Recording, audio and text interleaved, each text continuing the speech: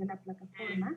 Al final tendremos un espacio dedicado a preguntas y respuestas con nuestro ponente.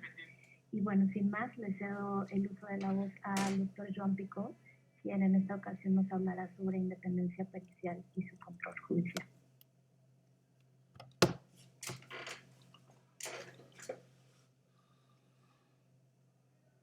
Muy bien. Buenos días a todos. Espero que se oiga con nitidez la voz. Si no me dicen nada es que efectivamente me estáis escuchando. No veo caras de espanto, así que la presentación de PowerPoint funciona bien, que a veces no es fácil. Bien, muy buenos días a todos. Es de persona educada y sincera agradecer la amable invitación que me cursó en su día la querida compañera y profesora Carmen Vázquez para participar en este magno evento. Agradecimiento que obviamente hago extensivo a todas las instituciones organizadoras, al Centro de Estudios Constitucionales, a Casas de la Cultura Jurídica, al Instituto de la Judicatura Federal y también, como no, a la Cátedra de Cultura Jurídica de la Universitat de Girona. Antes de seguir, quiero acordarme de todas aquellas personas aquí en España y ahí en México que lo están pasando mal debido al COVID y algunas de las cuales estoy seguro que nos estarán siguiendo online. Espero que pronto os recuperéis y que volváis rápidamente a la normalidad y que esto del COVID ha sido un mal sueño que nos ha durado pues unos cuantos meses, mucho más de lo que quisiéramos. Bien, en el tiempo que tengo asignado os voy a hablar de un tema de gran actualidad hasta el extremo de que la independencia pericial fue uno de los temas generales del Congreso Mundial de Derecho Procesal que se celebró en Japón hace pocos meses y respecto de la cual tuve la fortuna de preparar la ponencia general.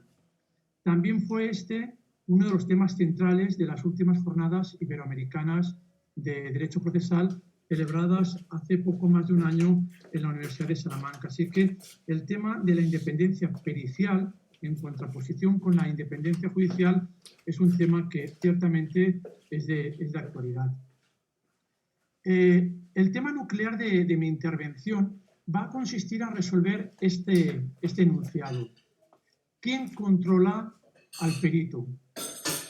Esta preocupación me surgió cuando leí el famoso libro del Evidence Law Drift del profesor Mirjam Damasca. Para los que no lo conocéis, es uno de los máximos comparatistas de derecho procesal que hay en el mundo y que tuve el verdadero placer de traducir al español gracias a la invitación de Marcial Pons, debido a la insistencia de queridos amigos y compañeros como son el profesor Miquel Tarufo, el profesor Jordi Nieva y también el profesor Eduardo Oteiza. En esta obra, el profesor Damasca critica los tres pilares sobre los que se asienta el derecho probatorio en los Estados Unidos de Norteamérica, de ahí el nombre de A la deriva, porque es una crítica a estos principios, y con referencia a la relación que tiene que haber entre el juez y el perito, justo al final del libro, ahí tenéis en el epílogo, y pensando en el futuro, se formula esta pregunta que tenéis aquí. Es la última página del libro del Evidence Law Drift.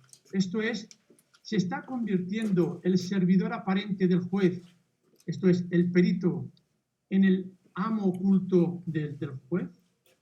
Esta es la pregunta que cierra el libro de Mirjam Damasca y que, provocó el que buscase el momento para poder centrarme en el tema de la independencia pericial. Mirjam Damasca parte de un hecho constatable y es el que cuando realmente es necesario un dictamen pericial, el juez está muy limitado en el enjuiciamiento de los hechos, al menos el de los hechos científicos, técnicos o especializados, y suele acudir casi irreflexiblemente a lo que le dice el perito en su dictamen, porque él no tiene los mismos conocimientos técnicos que tiene el perito.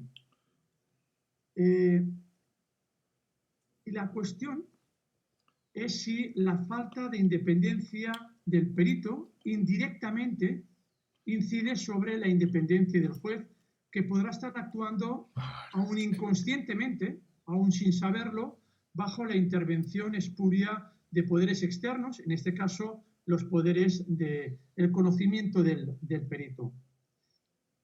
Para responder al interrogante que os he planteado antes y que lo veis al principio de mi presentación, debemos ser conscientes de que al hablar de la independencia pericial, estamos hablando de su libertad. Y respecto de la libertad del perito, al igual que sucede con la del juez, es necesario distinguir dos conceptos, porque si no, no podré seguir en mi explicación. Uno es la independencia y la otra es su imparcialidad. Como sabéis perfectamente, la independencia guarda relación con su libertad externa, con referencia al resto de poderes del Estado, a los poderes fácticos, a los poderes económicos, y en consecuencia la independencia es un concepto extraprocesal. Se tiene o no se tiene al margen de un concreto proceso, tanto la independencia del juez como la independencia del perito. En cambio, la imparcialidad guarda relación con la libertad del juez respecto de las partes o bien del objeto del proceso. Se habla por esto de una libertad interna y en consecuencia ahora sí estamos ante un concepto intraprocesal. De estos dos conceptos me voy a centrar en este de aquí, en el de la independencia, que es el título de mi intervención. La imparcialidad del perito no voy a entrar en ella, salvo en los supuestos estrictamente necesarios. Este planteamiento de diferenciar la independencia de la imparcialidad la encontramos en la jurisprudencia del Tribunal Europeo de Derechos Humanos y buen ejemplo de ello lo constituye el reciente y último manual sobre derecho europeo relativo al acceso a la justicia que ha elaborado el Consejo de Europa y el propio Tribunal Europeo de Derechos Humanos. Bien, hecha esta matización de conceptos entre independencia e imparcialidad, me voy a centrar, como os digo, en la idea de la independencia para plantear y resolver 4 interrogantes. Únicamente voy a plantear y resolver los siguientes 4 interrogantes. El primero de estos 4 interrogantes es el que tenéis aquí. ¿Es posible trasladar el concepto de independencia del juez al perito? Primera pregunta. Para responder a esta pregunta, creo que debemos partir de 3 ideas básicas. La primera es que la independencia solo se prevé en los instrumentos internacionales de protección de derechos humanos con referencia a los jueces, no a los peritos. Nos guste o no nos guste, tanto el Convenio Europeo de Derechos Humanos, como la Declaración Universal de Derechos Humanos, como el Pacto Internacional de Derechos Civiles y Políticos, como la Convención Americana sobre Derechos Humanos, referencian la independencia solo a los jueces, no a los peritos. Primera idea. La segunda idea es que los peritos no son jueces, ni son funcionarios al servicio de la Administración de Justicia. Al menos no lo son en aquellos países donde se admiten los dictámenes periciales de parte. Segunda idea. Tercera idea. Que no sean independientes no significa que deban actuar con imparcialidad y, de hecho, se prevén los clásicos mecanismos de protección de la imparcialidad tanto del juez por descontado, como del perito, como son la recusación y las tachas. La recusación la tenéis prevista perfectamente en vuestro artículo 351 del Código de Procedimientos Civiles para el Distrito Federal, pero en España, por ejemplo, se prevé las tachas, se prevé este mecanismo, las tachas para denunciar la falta de imparcialidad de los peritos de parte. Partiendo de estas simples 3 ideas, debemos formularnos el segundo interrogante. ¿Significa de lo que os he dicho hasta ahora que no es exigible la independencia en los peritos? Bueno, la respuesta es tan rápida como rotunda. Significa que no es exigible la independencia de los peritos? Evidentemente que no significa esto. Esto es, sí es exigible la independencia del perito. Y para argumentar o para dar fuerza a lo que os acabo de decir, al menos hay 3 argumentos en los que sostendré la respuesta tan rotunda a este segundo interrogante. En primer lugar, hay un argumento lógico. El perito solo está sometido a su lex artis, esto es, a la objetividad de su dictamen. Este es el único deber que tiene el perito y es lo que realmente garantiza su verdadera independencia. Los ordenamientos jurídicos comparados, todos, y cuando digo todos es realmente todos, exigen que el perito, al elaborar su dictamen, actúe con objetividad en su parecer, en su opinión. Y por objetividad se entiende el estar sometido solo a la lex artis y no a la presión ni de nadie, ni tan solo a la presión del juez, ni de nada que no sea la lex artis. Podríamos hacer el símil de que, al igual que el juez está sometido solo al imperio de la ley, y esto es lo que garantiza la independencia del juez, el perito solo debe estar sometido al imperio de su lex artis, lo que también garantiza su independencia. En segundo lugar, hay otro argumento, un argumento jurídico para exigir la independencia del perito. Y es entender que el perito, en la medida en que actúa como calidad o actúa como auxiliar del juez, en la medida en que está actuando como tal, está sujeto a la misma garantía de independencia del juez. Si bien puede ser que el perito no sea un funcionario, y no tiene por qué serlo, lo cierto es que es un auxiliar del juez para cuando se están debatiendo hechos de carácter técnico, científico o especializado. Por lo que ahora sí, en la medida en que esté actuando como auxiliar del juez, deberá de reunir las mismas garantías que tiene la independencia judicial en los textos internacionales que antes os he dicho y que en consecuencia, por analogía, tendrían que aplicarse también al perito. Y todavía hay un tercer argumento, el argumento disciplinario o de organización interna de los peritos. Y es que en todos los códigos deontológicos de los peritos judiciales se prevé que los peritos deben actuar con imparcialidad, con independencia en los términos que os acabo de enunciar. Entre los códigos más recientes, os puedo citar, por ejemplo, el que acaba de elaborar el European Expertise and Expert Institute con su guía de buenas prácticas de los peritos judiciales en la Unión Europea, o también el que acaba de elaborar el Consejo de Europa titulado Líneas directrices sobre el papel de los peritos judiciales en el ámbito del Consejo de Europa. Ya tenemos la respuesta a la segunda pregunta.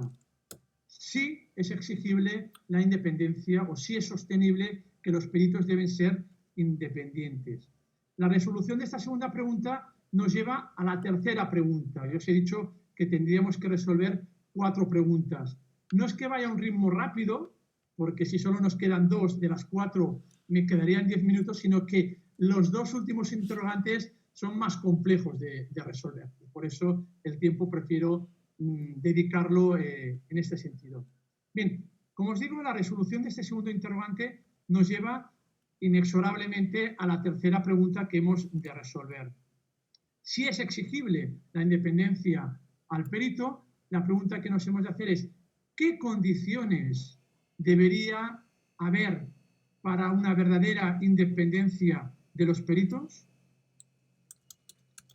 Básicamente, para que podamos hablar de una verdadera independencia de los peritos, deberían de darse como mínimo 2 condiciones. Luego veremos en el debate que a lo mejor surgen otras, pero como mínimo deberían haber 2.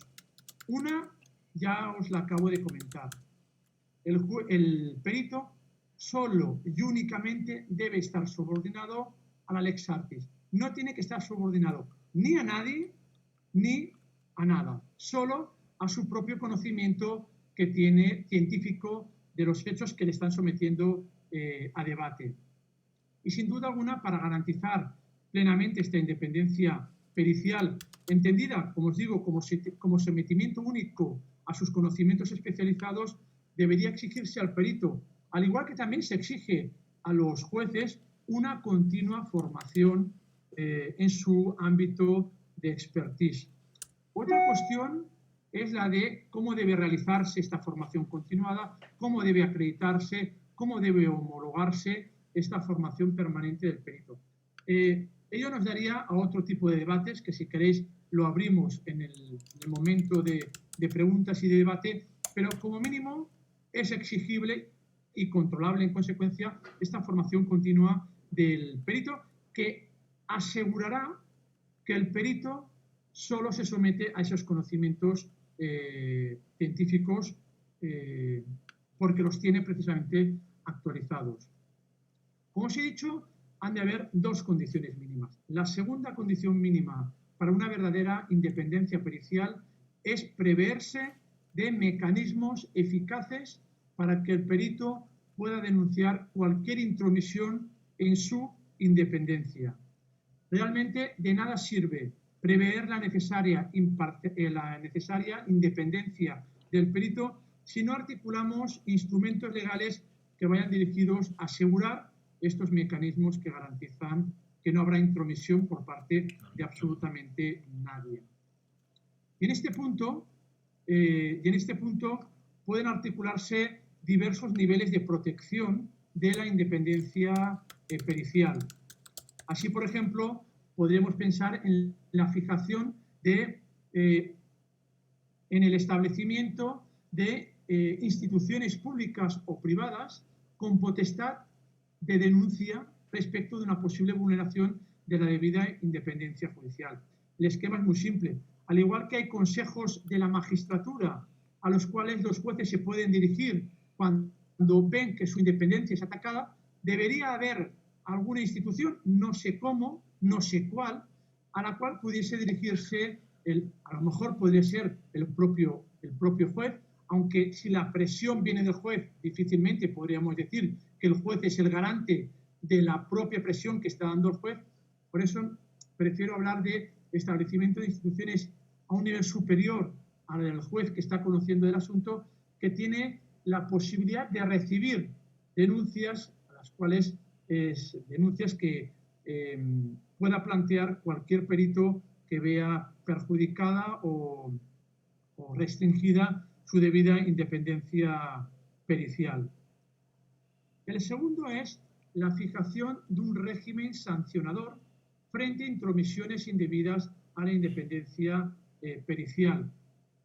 Y aquí se incardinarían, por ejemplo, tanto las sanciones procesales, las simples advertencias del juez, o incluso multas para cuando el perito denuncie que está siendo objeto de presión en cuanto a la redacción y contenido de su dictamen, como incluso el establecimiento de tipos penales específicos dirigidos no solo a proteger la independencia de los jueces, sino también a la independencia de los peritos. Si no queremos hacer aplicación de la norma penal que protege la independencia solo de los jueces, porque como sabéis, en materia penal hay que hacer una lectura restrictiva de los tipos penales y si solo se refiere a los jueces, difícilmente ese tipo penal podría ser aplicado a la infracción de la independencia de los peritos.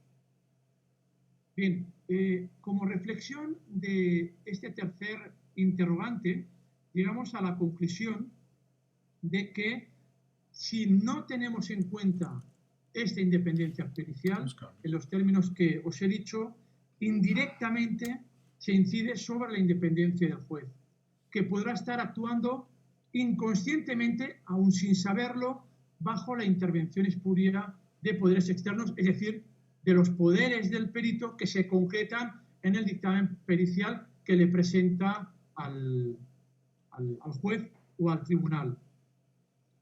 Si esto es así, y en mi modesta opinión lo es, la última pregunta que debemos hacernos y que debería resolver es esta. ¿Qué se está haciendo en el derecho comparado para alcanzar, para proteger, para garantizar esta independencia pericial. Aquí os voy a exponer los resultados que sobre este punto concreto alcancé en mi ponencia general, que como os dije tuve el honor de presentar en el último Congreso Mundial de Derecho Procesal de Japón de hace pocos meses, con el título de Situaciones y problemas actuales que están relacionados con los nuevos tipos de prueba. En esta ponencia general participaron 25 ponentes nacionales y en concreto respecto de México, porque me estoy refiriendo a vosotros, conté con el inestimable aporte de la profesora Karina Gómez Frode, que es profesora titular de procesal de la UNAM. En concreto, como os digo, la pregunta que intentaré resolver es ¿cómo puede el juez controlar este conocimiento científico del perito? En los sistemas, en general, en los sistemas comparados encontramos dos niveles de control judicial del conocimiento científico. Uno, preventivo, antes de practicarse y de acceder el dictamen al proceso, es decir, en la admisión de la prueba, y un sistema reactivo en el momento de la valoración de la prueba, después de admitirse el dictamen del perito. Dentro del sistema preventivo encontramos diferentes formas de controlar, como os digo, antes de la admisión del dictamen del perito, la concurrencia de determinados requisitos que van dirigidos a asegurar la mayor calidad o la mayor excelencia de la información técnica que puede recibir el juez a través del dictamen del perito. En general, dentro de este sistema preventivo hay dos modos de garantizarlo, uno amplio y otro restrictivo. De controlar, como os digo, preventivamente, estamos hablando de este sistema preventivo, un modelo amplio y otro modelo más restrictivo, pero siempre preventivo de garantizar o de permitir el máximo control al juez respecto del conocimiento científico del perito. En el amplio, de otra forma, el sistema amplio es aquel en el que para poder intervenir como perito en un proceso se le exige a la persona especializada que haya pasado un determinado control previo de calidad mediante su inscripción en registros más o menos públicos, en listados públicos de especialistas de determinados ámbitos del conocimiento científico. Y que normalmente estos listados suelen estar supervisados por organismos públicos. Normalmente suele ser el Poder Judicial quien hace esta convalidación de calidad del perito.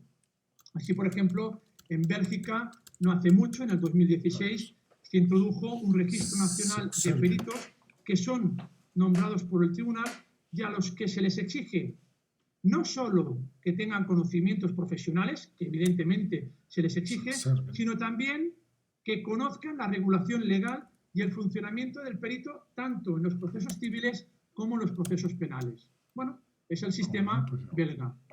En Francia, por ejemplo, el perito se le exige que esté inscrito como tal en los listados de la Corte de Casación o cuanto menos en los que hay en las Cortes de Apelación de los 16 que hay en Francia. En Brasil, por ejemplo, el nuevo Código Procesal Civil de hace un par de años exige a los peritos no solo que estén inscritos en un listado de peritos judiciales que está a disposición del alto tribunal de la demarcación judicial donde interviene el perito, sino que las Cortes Federales de los distintos estados de Brasil periódicamente hacen examen a los peritos para controlar que el conocimiento que los jueces recibirán de esos peritos está debidamente actualizado. Incluso en países como en Noruega se permite que el juez oficialmente pueda dirigirse a otros jueces para que le verifique la competencia de determinado perito u otro perito. Bien, ese es un sistema, como os digo, preventivo, previo a que el perito presente su dictamen pericial, que va destinado a poder controlar el conocimiento científico del perito. Dentro de esta forma preventiva hay un sistema más restrictivo, preventivo pero restrictivo, de controlar judicialmente el conocimiento especializado del perito. Conocimiento especializado del perito que se centrará ahora no solo en sus conocimientos generales, que era lo que se exigía en el modelo amplio. Tú tienes que acreditar, perito, unos conocimientos determinados, sino que se le exigirá, y por eso es más restrictivo, se le exigirá que su dictamen supere unos determinados estándares de calidad. Por eso no es amplio, sino que es restrictivo, pero siempre dentro de este carácter preventivo, antes de la admisión del dictamen pericial. Bueno, como podéis rápidamente intuir, el paradigma de este modelo es el de los Estados Unidos. Y como no, salta a la luz, adquiere protagonismo en la famosa regla 702 de las Federal Rules of Evidence, que como sabéis proviene del famoso caso Daubert. En este caso se va a exigir a los peritos no solo que tengan una calidad en sentido general, amplio, como os he dicho aquí, sino que el dictamen supere determinados estándares de calidad, que su dictamen esté basado en datos o hechos contrastables, que su opinión sea el producto de principios y métodos fiables, avalados por un determinado conocimiento concreto de la ciencia en la cual el perito está haciendo su dictamen. Tendrá que verificar que ha aplicado correctamente estos principios y métodos. Hay una serie de requisitos que si no se superan, no va a poder pasar la fase de admisión del dictamen pericial. Bien, obviamente en Estados Unidos lo que se pretende es que el juez evite la máxima contaminación al jurado, que es el que va a tener que valorar las pruebas. Y por eso el juez, el presidente del Tribunal de Jurado, evita, como si fuese un verdadero guardameta, un portero, un gatekeeper, la contaminación del jurado. Podríamos pensar que esto sucede solo en modelos de common law, en modelos donde adquiere protagonismo el jurado. Puede ser que sea así, luego veremos que no. En Inglaterra es un modelo típico de common law que no ha adoptado este modelo preventivo, sino que utiliza el reactivo, pero sí que es cierto que hay determinados países de civil law en los que se están acogiendo estas formas de regular preventivamente el acceso del conocimiento científico al proceso. Y en este caso, el paradigma lo encontramos en Colombia. El nuevo Código General del Proceso de Colombia de hace 3 años, prevé, no es que sea una copia de la regla 702 de las Federal Rules of Evidence norteamericana, pero guarda mucha conexión. Os evito la lectura de precepto de Colombia, pero ahí se exige que el perito acredite cuántas publicaciones ha hecho sobre esa determinada materia, si esas publicaciones están indexadas en Scopus o en Journal Citation Report, qué métodos ha aplicado y qué ámbito de la ciencia acoge esos métodos, avala esos métodos para él poder hacer su dictamen pericial. Toda esta cantinela nos suena mucho del modelo preventivo norteamericano. Bien, como veis, no solo el common law está pensando o está articulando sistemas preventivos, sino también hay países del civil law que lo están preveyendo. Bien, en otros países, en muchos países, casi en un alarde de irresponsabilidad mía, diría que en la mayoría de los países, porque no es una cuestión de número ni de tamaño, sino de validez lógica de ambos sistemas, la mayoría de los países, como os digo, adopta un sistema reactivo. Aquí la verdad es que los juicios de admisión de los dictámenes periciales son mucho menos estrictos. Los hay, pero son muy light, son muy soft, son muy suaves. Solo se acude a criterios de relevancia, pertinencia, utilidad, estándares o conceptos que unen la necesidad del dictamen pericial con el objeto litigioso. Pero esto es muy simple.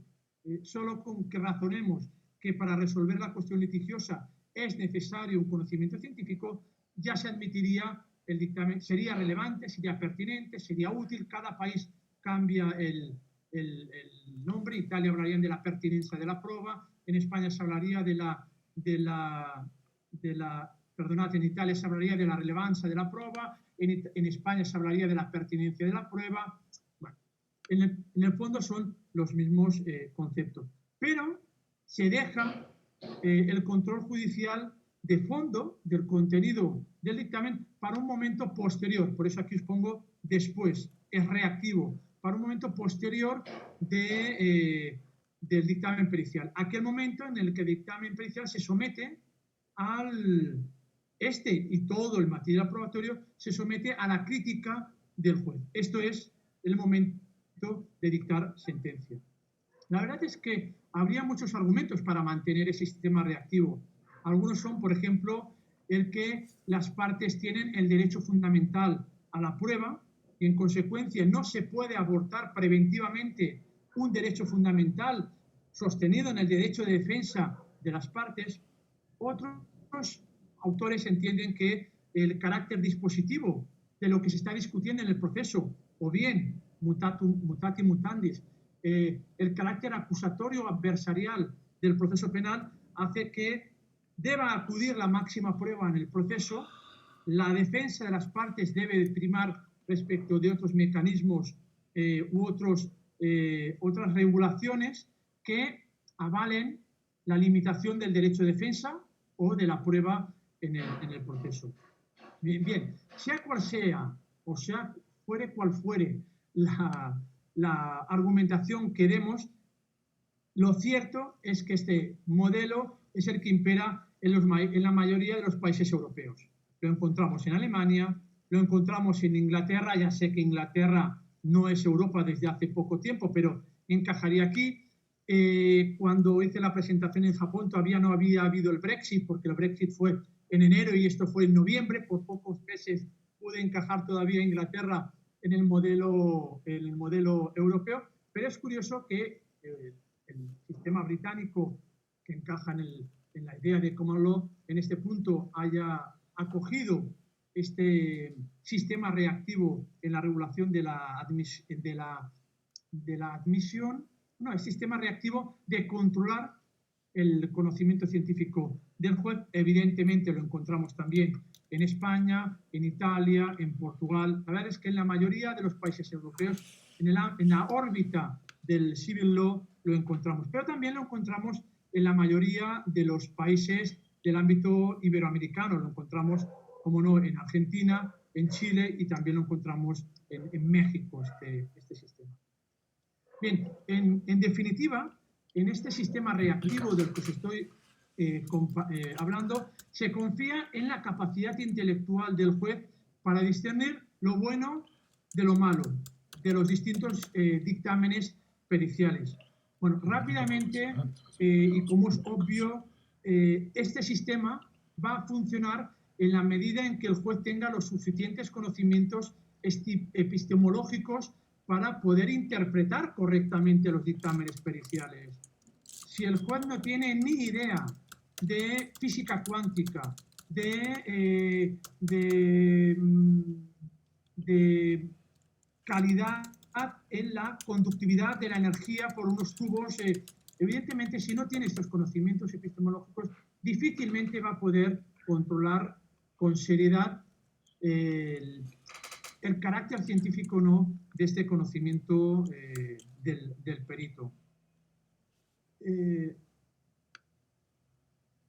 Probablemente por este motivo, en la mayoría de los países, cuando el juez se encuentra ante dos dictámenes contradictorios, Y es muy probable que se encuentre con dos dictámenes contradictorios cuando el proceso es un proceso adversarial o acusatorio penal o un proceso dispositivo civil donde hay dos partes que pueden aportar el dictamen pericial. Otra cosa distinta es aquellos países donde no se admite a las partes que aporten un dictamen pericial. Si se encuentra con dos dictámenes contradictorios, se le permite que el juez pueda nombrar un tercer dictamen pericial. Sin ir más lejos, este es lo que sucede en México con vuestro artículo 349, donde se prevé el perito tercero en discordia, precisamente para cuando haya esta contradicción de contenidos de dictámenes periciales. Por último, deciros, veo que me quedan 8 minutos, por último deciros que al margen de estos dos sistemas, el sistema preventivo y el sistema reactivo que os acabo de describir de la forma más clara y sencilla, voy a decir, pero no quiero tampoco devaluar el contenido de lo que os acabo de decir. Bien, al margen de estos dos sistemas, el preventivo y el reactivo, la verdad es que hay otros mecanismos que facilitan el control judicial del dictamen pericial. Otros mecanismos. Por ejemplo, uno es la contradicción del dictamen pericial no ya por el abogado de las partes, sino por el perito de la parte contraria. Y aquí se prevén careos entre los diversos peritos, como lo podría haber el careo entre los diversos testigos cuando los testigos están diciendo cuestiones contradictorias, o entre las partes cuando las partes están diciendo cuestiones contradictorias. Y esto lo encontramos el careo en Inglaterra, en la nueva regulación de 1999 de las reglas del proceso civil británico, y también lo encontramos en España con la regulación de la prueba pericial. También para garantizar al máximo el control de los dictámenes privados de las partes, hay ordenamientos jurídicos que permiten al juez nombrar peritos que les auxilien para valorar los dictámenes que han aportado las partes y que sean una especie de auxiliar para que les descodifique, entre comillas, todo el contenido técnico-científico que hay en los dictámenes periciales. Esto, sin ir más lejos, lo encontramos en Alemania, en la mayoría de los países. Vendría a ser ese tercer dictamen pericial que os comentaba antes, en Alemania, en China, en Hungría, en Perú, también en México, en la medida en que lo configuremos así, el perito tercero en discordia, pues he comentado antes. Es muy original lo que sucede en Noruega. Ahí se permite que el juez pueda elegir un perito que formará parte, que integrará al propio órgano jurisdiccional. Vendría a ser como un juez ad hoc que auxiliará, pero dentro de la estructura judicial, la falta de los conocimientos científicos que pueda tener el perito. Y en consecuencia, dentro de la propia decisión judicial va a intervenir el perito como una especie, entre comillas, de juez ad hoc para estos conocimientos científicos. La verdad es que el sistema noruego me pareció, este mecanismo que encontré en Noruega, me pareció curioso y por eso os lo destaco. Finalmente, en estos 4 minutos que me queda, quería destacaros que sea cual sea, no me importa cuál, sea cual sea el sistema de control judicial que se realice sobre estos dictámenes periciales, en todos, y cuando digo en todos, es en todos los ordenamientos procesales del mundo, se prevén expresamente, yo diría que como no podría ser de otro modo, que el juez pueda preguntar al perito, y una de las cuestiones que, muchas de las cuestiones que puede preguntarle, hace referencia a la obtención de muestras, al método, a las fuentes científicas que ha utilizado, con lo cual el juez puede actuar, y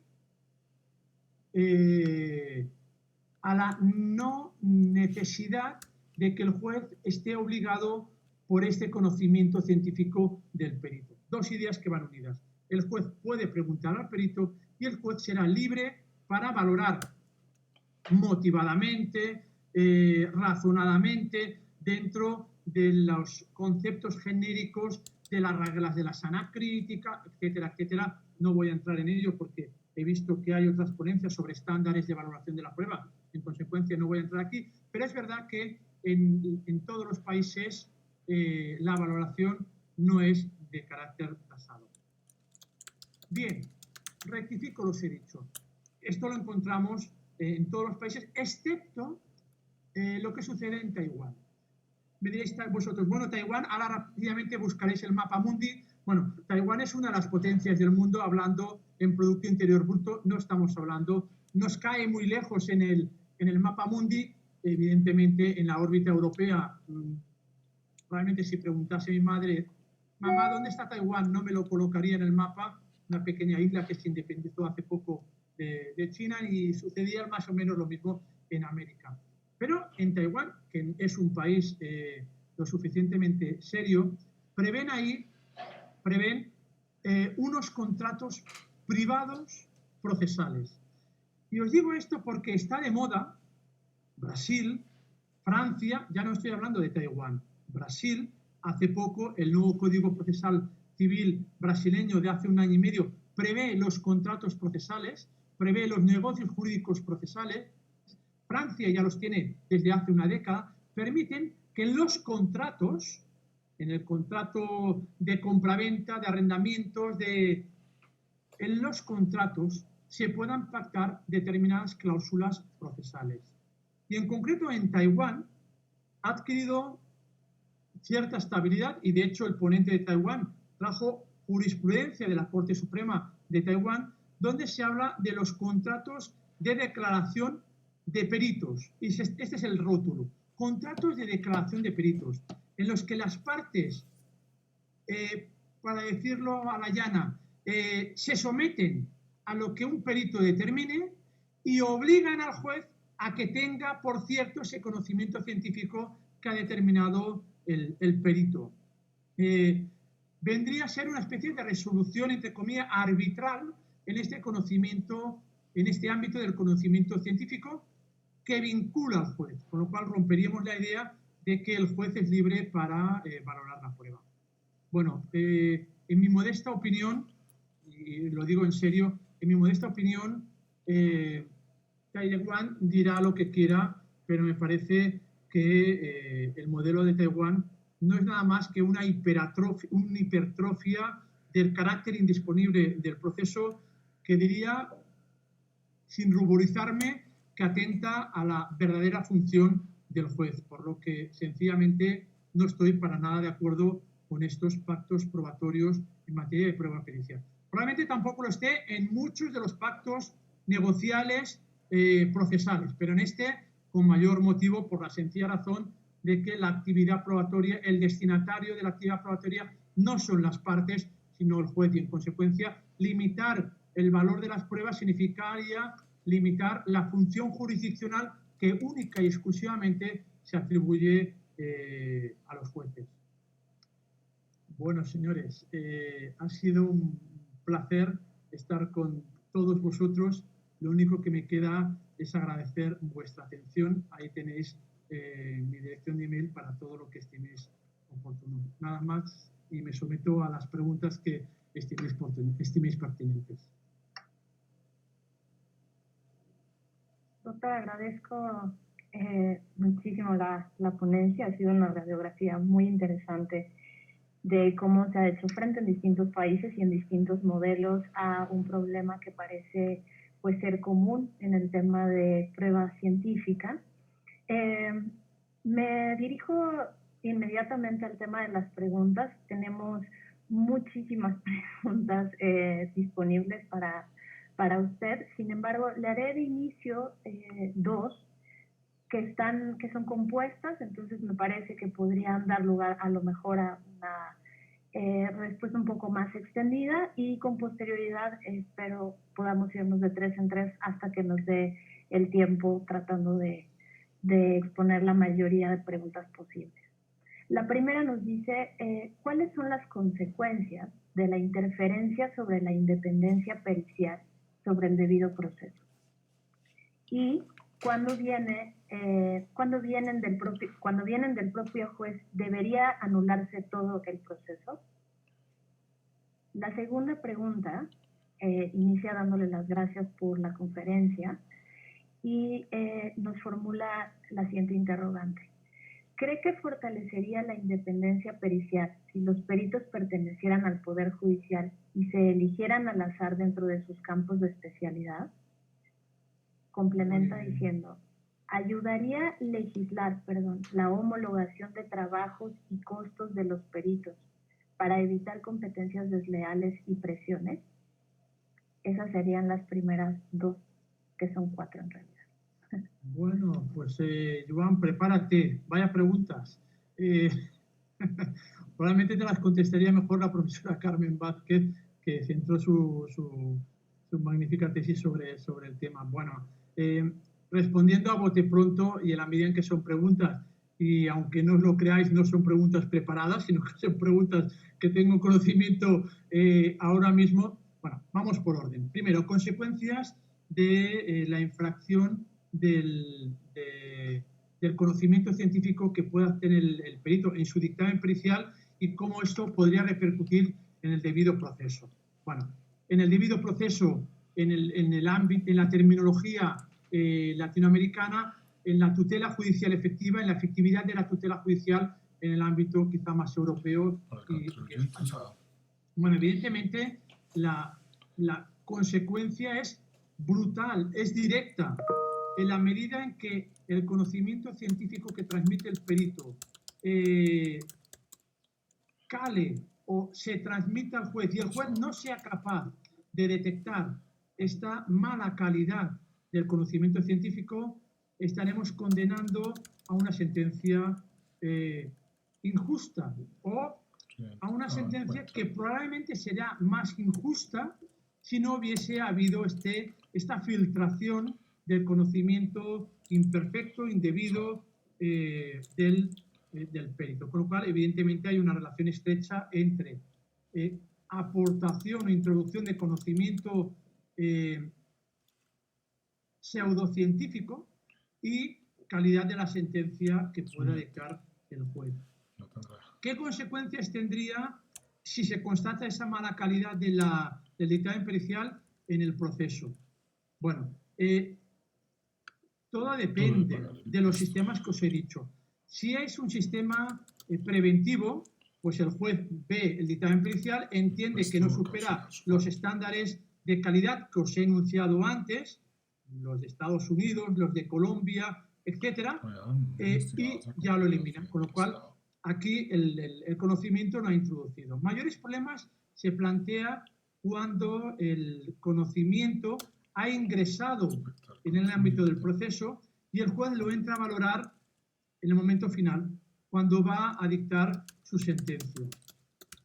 Evidentemente, el juez se estará contaminando de aquellos conocimientos científicos respecto de los cuales él no debería tener acceso, porque precisamente no son o no superan los estándares de calidad.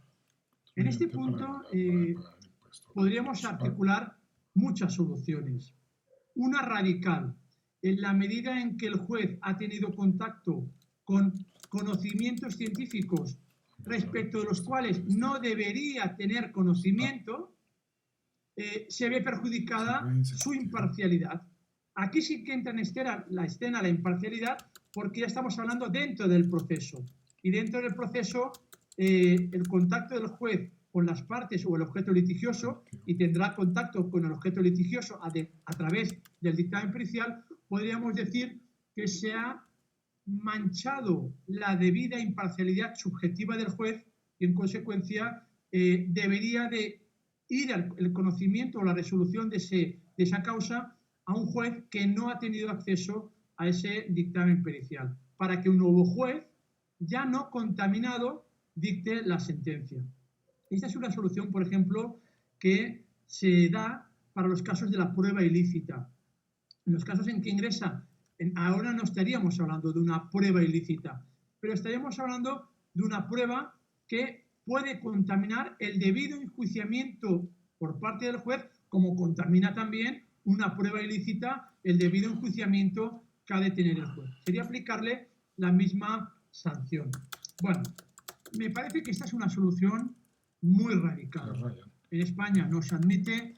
En Alemania, para los que tengan interés, tengo un trabajo sobre la imparcialidad de los jueces por contacto directo con pruebas ilícitas. En Alemania existe la contaminación en este punto y podría buscarse la solución por este lado, pero ya os digo que, por lo que me consta, ni en Sudamérica ni en España esta sería la solución. ¿Cuál sería la solución? Bueno, la solución pasaría por la motivación de la sentencia. Es verdad, me podríais decir rápidamente, Joan, pero ¿qué tipo de motivación si el conocimiento científico del juez está limitado por la propia esencia de este carácter científico del conocimiento? El juez no tiene esos conocimientos científicos. Podrá detectar que el perito no ha hecho bien su trabajo. Lo podrá detectar. Máxime si hay el contraste entre dos dictámenes periciales. Pero si no tiene una buena formación epistemológica con cursos de formación en materia psicológica, médica, bueno, es muy complicado que el juez pueda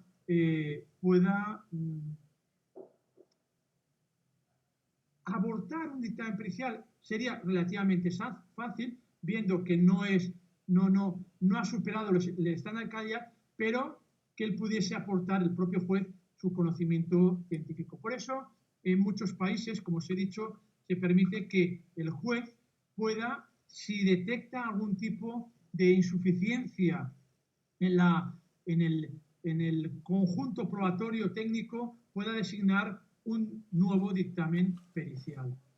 ¿Significa que ese dictamen pericial le dará mayor luz? No tiene por qué. Pero al menos si es un perito judicial, le podrá hacer preguntas, le podrá pedir el auxilio que estime necesario para resolver con mayor conocimiento de causa los hechos técnicos del proceso y no guiarse por el dictamen pericial que hemos tenido que abortar, hemos tenido que quitar porque nos hemos dado cuenta tarde de que no superaba los estándares mínimos de calidad. Bueno, el problema de hablar tanto es que casi no me acuerdo de la tercera pregunta, pero si recuerdo bien, la tercera pregunta era, Joan, ¿tú consideras que sería mejor un cuerpo de funcionarios periciales? Hombre, yo no lo sé. Yo no sé si esto de la funcionalización de cuerpos de todo es muy complicado, porque en el ámbito de conocimientos hay algunos muy estándares, muy conocidos. La medicina, pero dentro de la medicina no es lo mismo la oftalmología que la cardiología, que la pediatría, que la traumatología, que la neurología. Y haremos un cuerpo de funcionarios para que me evalúen si el que se ha muerto por el implante del corazón ha sido porque ha habido una mala praxis del médico o porque el stem el error era de la propia casa que te ha aportado este alargamiento de la arteria, o es un problema del hospital o del médico, y buscaremos un funcionario. Es muy complicado. La verdad es que se ha intentado buscar la solución en los distintos países. Yo en mi exposición he sido muy genérico, pero creo que dejar a la libertad de las partes la aportación de un conocimiento científico no es malo. Objetivamente hablando, no tiene por qué ser malo. Y relegar a que el juez, en el caso en que este conocimiento contradictorio entre los dictámenes periciales no le aporte luz, no le aporte un verdadero conocimiento científico, pueda nombrar un perito. ¿Qué perito? Uno que esté en una lista controlada por el Poder Judicial. Pueda dirigirse a un catedrático de un hospital de su propia ciudad sin necesidad de que se haya apuntado en una lista. Yo en este punto dejaría cierto margen de maniobra. Si bien no es menos cierto, y en Francia funciona muy bien, si bien no es menos cierto que un listado previo de especialistas de la materia que estén a disposición de los jueces cuando los jueces se les pida y unos requisitos de acceso determinados que variarán en cada país y en función de cada especialidad. No es lo mismo ser experto de tasador en obras de arte, donde no hay Journal Citation Reports, que en neurociencia, donde hay revistas de conocimiento neurológico que forman parte de Scopus, etc. Los requisitos se tendrían que valorar en función del ámbito del conocimiento. Bien, estas listas previas, controladas por la mayoría de las ocasiones, como os digo, es por el Poder Judicial, yo tampoco las veo mal, siempre y cuando, caso brasileño, cada 2 años se actualicen los conocimientos de esas personas con unos estándares, por ejemplo, de créditos. Los peritos tendrán que acreditar que cada año han hecho 10 créditos, 15 créditos y cada crédito es un curso de actualización en su propio ámbito de conocimiento. Bien, es verdad que eso crea una funcionalización, requiere toda una infraestructura que a veces no lo puede pagar el propio Estado. Y es complicado, no es fácil. Pero se podría, con un poco de imaginación, buscar la solución en esta línea. Y con eso también he respondido a la cuarta pregunta, de si son fiables estos sistemas de listado de control judicial de los peritos. Muchas gracias. Sigue con 3 adicionales y dice la primera: en un sistema reactivo, cuando la interferencia viene del juez, ¿cómo puede controlarse la capacidad del juez para que genere confianza su capacidad epistemológica y su control sobre las inferencias periciales? La siguiente sería... Casi te rogaría de rodillas, tú no me podrás ver de rodillas, estoy sentado, pero si me dices las 3 de golpe, probablemente me voy a perder y no quisiera que te pensases que intento hacer un hula hop y no contestar alguna de las preguntas. Si te parece bien, aunque es más arriesgado porque tengo que responder rápidamente a la pregunta, pero casi lo prefiero. ¿Te parece bien? Perfecto, claro que sí. Bueno, ¿cómo controlar la capacidad del juez de que realmente están las condiciones epistemológicas de controlar este verdadero conocimiento del juez? Bueno, es muy complicado. Cada juez es hijo de su padre y de su madre, tiene sus virtudes y sus dificultades. La única forma es exigiéndole una formación continuada en los conocimientos epistemológicos, al menos de aquellos ámbitos de las ciencias más generalizados, al menos de estos. Y que eso empezase, veo aquí, no sé si Arturo es el competente, desde la propia escuela judicial, porque a veces en la escuela judicial, y esto Carmen al menos lo sabe en España, nos empeñamos a meterles en la cabeza más conocimientos jurídicos, cuando ellos ya han superado una posición, ya tienen esos conocimientos jurídicos. Pues que tengan conocimientos de psicología, de los generales de medicina, de arquitectura, ¿por qué no? Y a través de esto, con el tiempo, poder ampliar este pozo de conocimiento técnico que tengan los jueces. Con lo cual, ¿cómo lo podemos controlar? Pues es muy complicado porque cada juez hará lo que quiera. En la medida en que exijamos este conocimiento actualizado, mayor será la probabilidad de que el juez, este concreto juez, tenga más capacidad de reacción para controlar la calidad científica del dictamen pericial. Bueno, espero haberte contestado a la primera pregunta. Venga, vamos a la segunda. Muy bien. ¿Cómo podemos trasladar la garantía de independencia de los jueces a los peritos de parte que no tienen ningún control previo sobre su examen? Bien, bien. Aquí la pregunta también es interesante.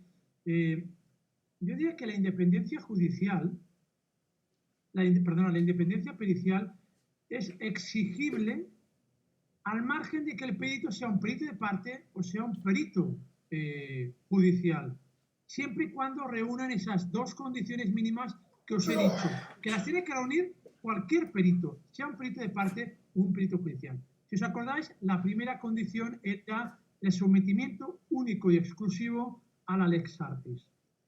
Y eso, evidentemente, se va a concretar en el contenido del dictamen pericial. Y, en segundo lugar, en el establecimiento de mecanismos. Hemos visto que hay muchos mecanismos externos e internos de control de la no injerencia de poderes externos en el ámbito del perito.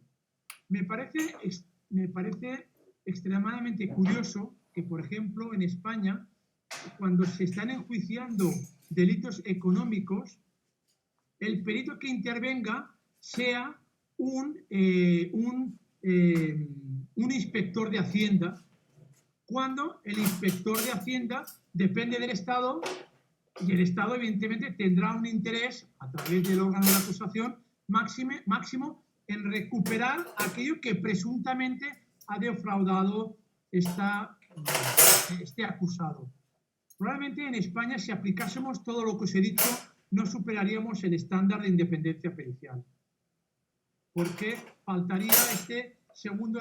Eso no significa que el dictamen que pueda hacer ese inspector de Hacienda sea perfecto. A lo mejor lo es, y a lo mejor ha aplicado toda su lex artis, y probablemente lo haya hecho. Yo no estoy juzgando la bondad o maldad del perito, pero al igual que la imparcialidad que se tiene que respetar y garantizar siempre, la independencia del perito de parte también tiene que garantizarse mediante estos dos mecanismos. Por ejemplo, que se garantiza la lex artis sería mirando el contenido del dictamen, y el segundo, la parte podrá utilizar un dictamen, pero solo de un experto que esté apuntado en esa lista que consta en la Corte de Apelación o la Corte Suprema.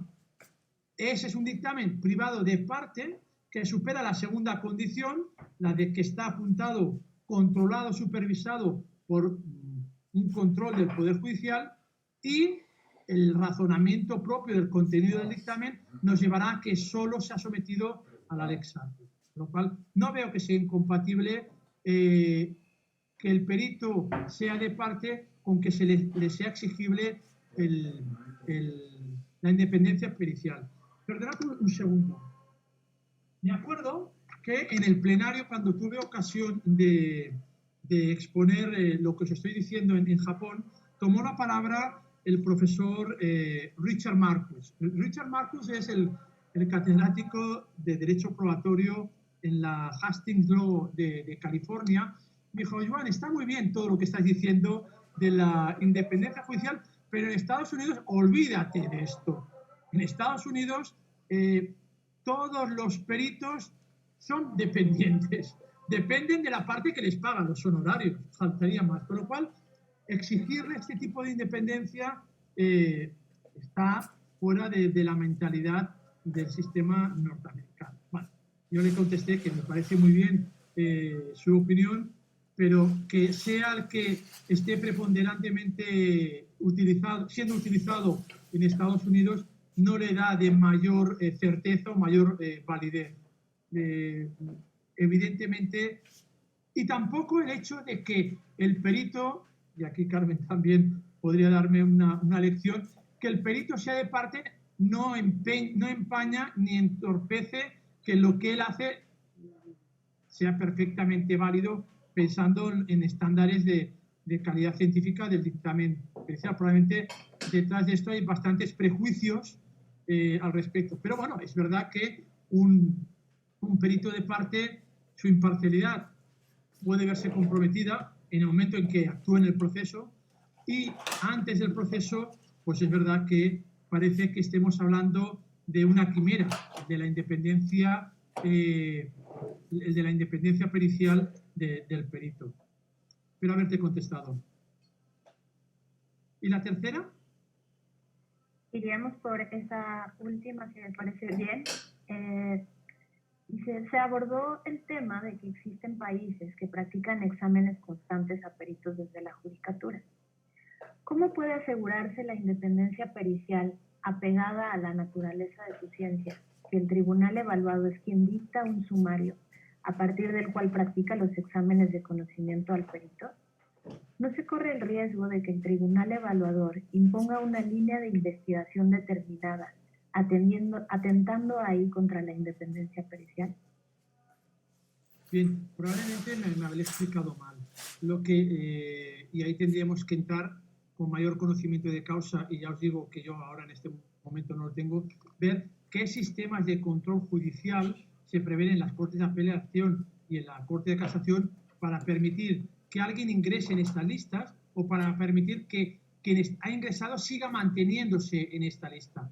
Pero creo no equivocarme al deciros que el control no es tanto de conocimientos específicos del perito, sino de conocimientos generales del perito. Se tendrá que acreditar que tú has participado en determinados seminarios, tú has publicado en determinadas revistas, tú formas parte de determinadas asociaciones de profesionales de ese conocimiento, que se pueden pactar, por ejemplo, pues una academia una academia nacional, o si soy un estado federal, pues las academias de los distintos estados federales. Lo que se limita en el Poder Judicial es solo controlar este conocimiento, podemos decir, periférico o general, pero no un conocimiento específico, porque entonces sí que, como apunta la que ha hecho la pregunta, estemos sesgando el apartamiento de determinados peritos que no nos gustan porque tienen un conocimiento científico de los hechos que a nosotros, tribunal, no nos gusta. Por ejemplo, podría decirse los negacionistas, podría decirse que no llevar, no sé cómo lo decís en México, nosotros llamamos mascarilla, en Argentina, mi prima es argentina, llama barbijo, la verdad es que no sé cómo le llamáis vosotros, ¿me lo podéis decir? ¿Cómo le llamáis a esto en México? Cubrebocas. ¿Cómo? Cubrebocas. Cubreboca, bueno, pues es muy claro, muy significativo, me parecen los yankees, buscáis conceptos muy directos, pues el cubreboca. Pues hay ámbitos científicos, evidentemente, bueno, no lo sé, no quiero prejuzgarlo, no quiero ser yo mismo un sesgador, que te dice que llevar mascarilla o cubrebocas no te impide más o menos a poder tener contacto con el virus. En consecuencia, si yo quiero que intervengan determinados peritos en el ámbito de reclamaciones contra el Estado por no haber protegido a sus ciudadanos, exigiendo a los... En España, por ejemplo, yo ahora la facultad, por eso lo digo aquí, es absolutamente obligatoria, Carmen la tiene escondida, pero la tendrá por ahí también la mascarilla, es absolutamente obligatorio, yo cuando salga a mi despacho, ponerse el barbijo. Pues una demanda, imaginar una demanda contra el Estado por no haber exigido que todos los funcionarios, todos los trabajadores lleven el cubrebocas. Pues bien, buscar que determinados especialistas que defienden que no es necesario impedirles el acceso en este listado. Bien, no creo que fuese función de estos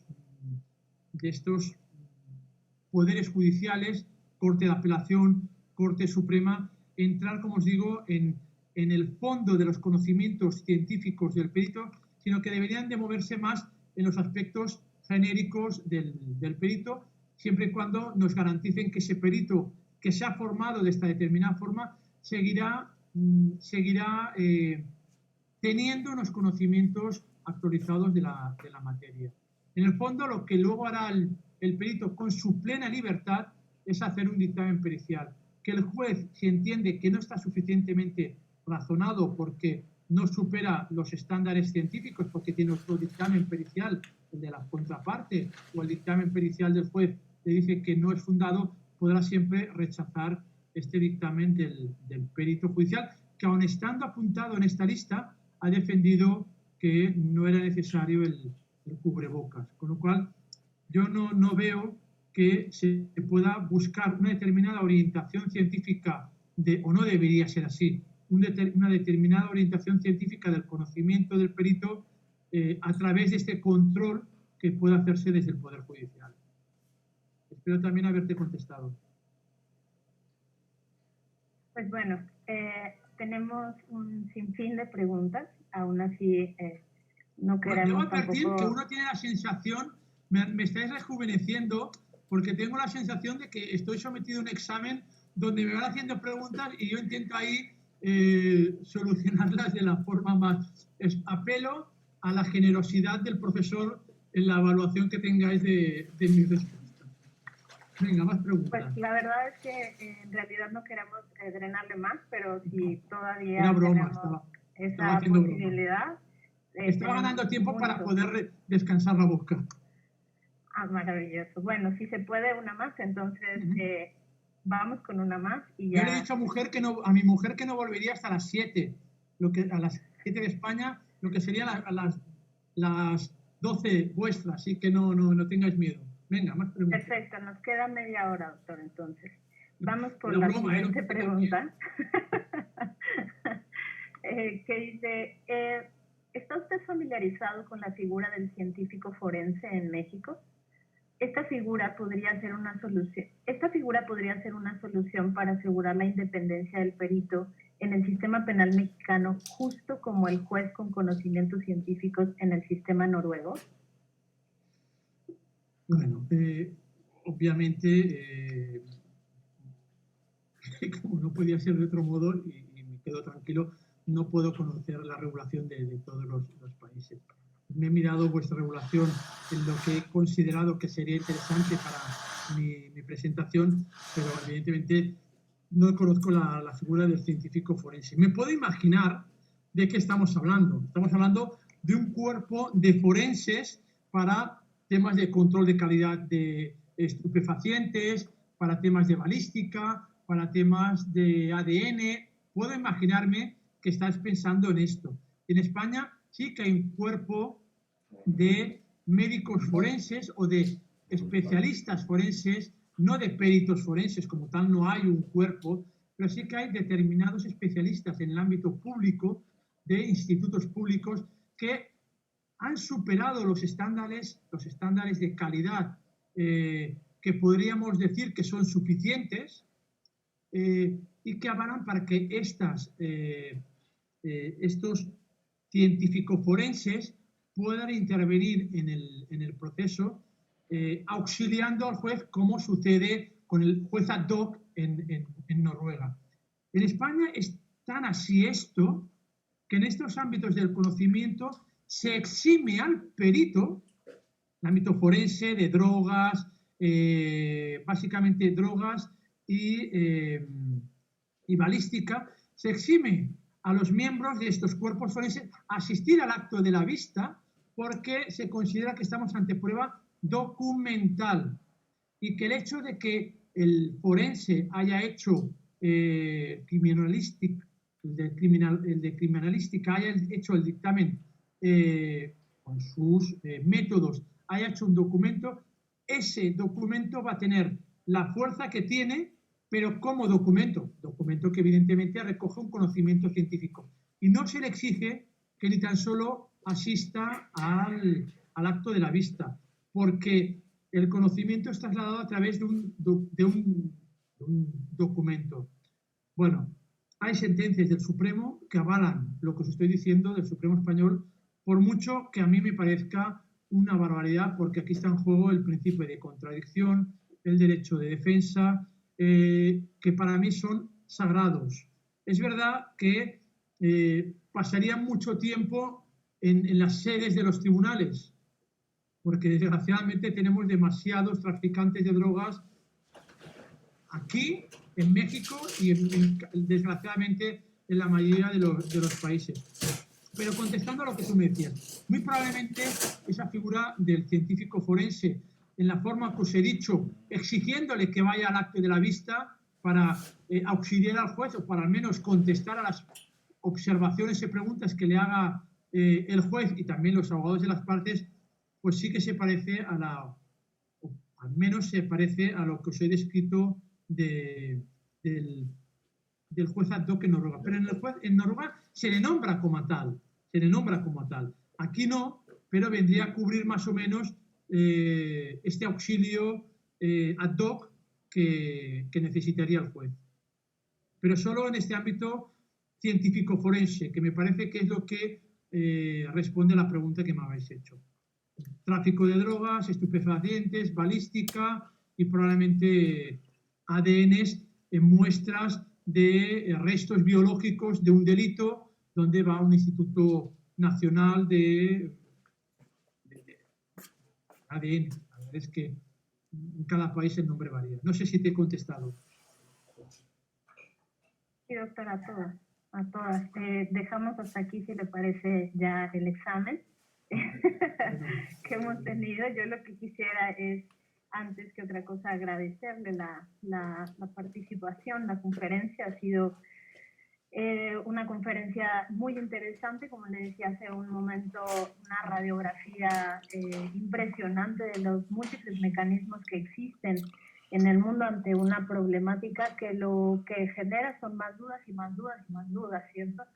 Y seguramente a través de la experiencia es que van mejorándose y matizándose las decisiones que se toman respecto a esto. Y en ese sentido, me parece que la ponencia inicia con una idea que es rotunda, ¿no? Y es, en realidad, el riesgo de que las personas juzgadoras omitan el control al conocimiento científico que ha de entrar o que ya entró al procedimiento.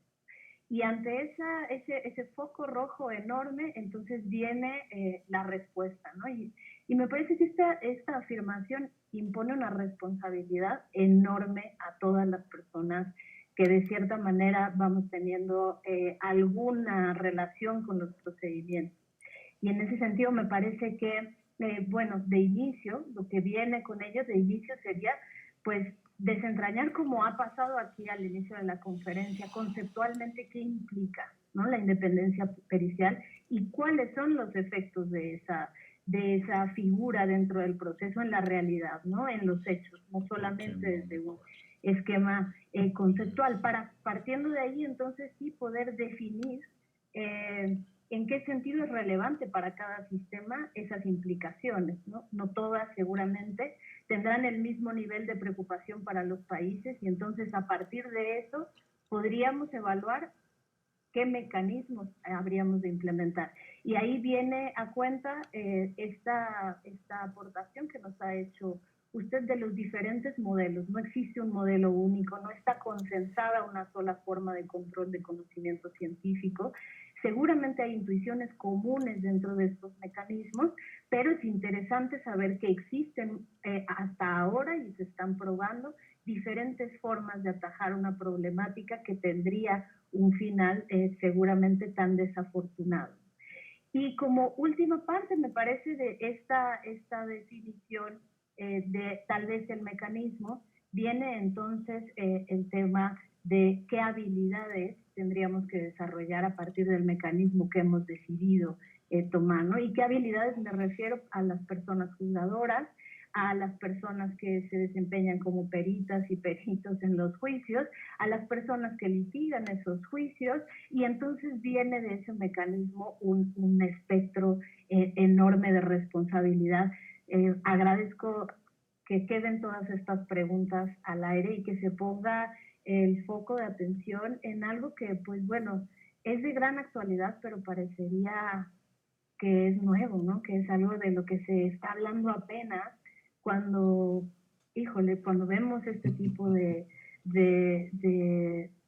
charlas, nos preguntamos qué ha pasado en todo este tiempo que hemos estado resolviendo, ¿no? Y que además las pruebas periciales han ido cobrando o tienen un nivel como si fuesen pruebas que prácticamente están respaldadas por la ciencia sí o sí, ¿no? Y por lo tanto, entonces tienen un valor casi a priori.